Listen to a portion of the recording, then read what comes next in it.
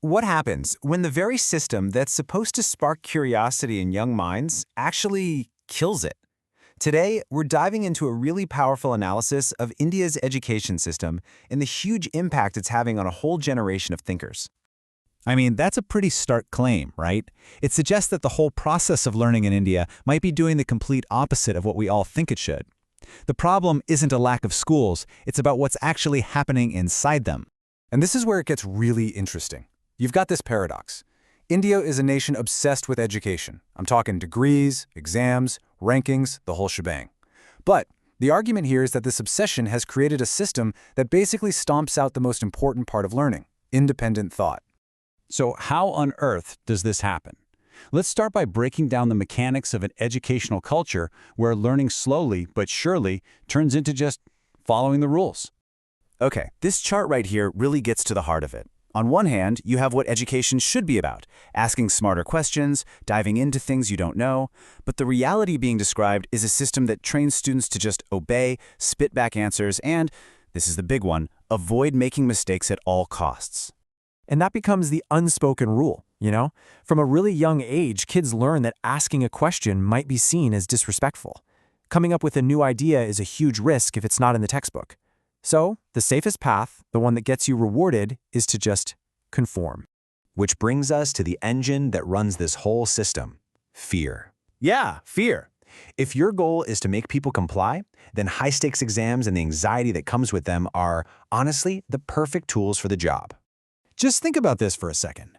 We're talking years of learning, all boiled down to a few hours in an exam hall. Your entire future can feel like it depends on a single score, a single rank. That kind of insane pressure doesn't really encourage you to learn deeply. It just encourages you to get good at taking tests. And what's fueling all that pressure? It's a very specific kind of anxiety. It's not just about you failing. It's the fear of letting your parents down, of watching your friends get ahead of you, of losing your social standing. That kind of fear is a powerful motivator for sure, but it is absolutely toxic for curiosity. Curiosity needs to feel safe to come out and play. And this reveals a pretty tough truth. The system is actually amazing at what it's designed to do. It churns out fantastic test takers. But the trade-off is huge. It produces adults who are hesitant to share an opinion, hesitant to challenge an idea, hesitant to think outside the box. You get brilliant students who become timid innovators. Now, it's really tempting to point the finger at teachers, but they're often just as trapped in this thing. They're given these rigid lesson plans, they're judged on exam results, and they're rewarded for having a quiet, orderly classroom, not for sparking the kind of messy, unpredictable, and exciting debates where real curiosity actually lives. So what happens when these students finally graduate and step out into the real world? Let's take a look at the actual real-world consequences of this kind of training. Well, you end up with a country that is an absolute powerhouse at producing credentials. I'm talking degrees, certificates, you name it. But way too often, that piece of paper isn't backed by the real confidence you need to use that knowledge in new or challenging situations. You see this play out in the workplace all the time. Graduates who are brilliant on paper, but in a meeting, they hesitate. They're trying to find the right answer, the one that their boss will approve of, not necessarily the best solution. I mean, after 15 years in a system like that, you learn that approval is what matters most. At the end of the day, the result is pretty predictable, isn't it? A system that punishes new ideas and rewards copying will create amazing employees who can follow a plan perfectly. But it's going to struggle to produce the entrepreneurs and inventors who can come up with a totally new one.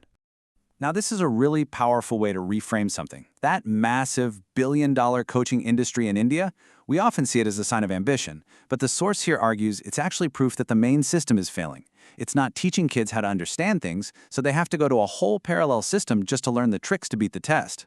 Okay, I know, that was a pretty bleak diagnosis, but it's not all doom and gloom. Let's switch gears and look at how other places have dealt with similar problems and started to turn things around.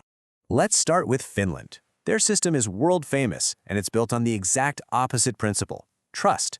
They trust teachers to design their own lessons, they have almost no standardized tests, and the whole point is to make sure kids actually understand the concepts, not just memorize them for a test.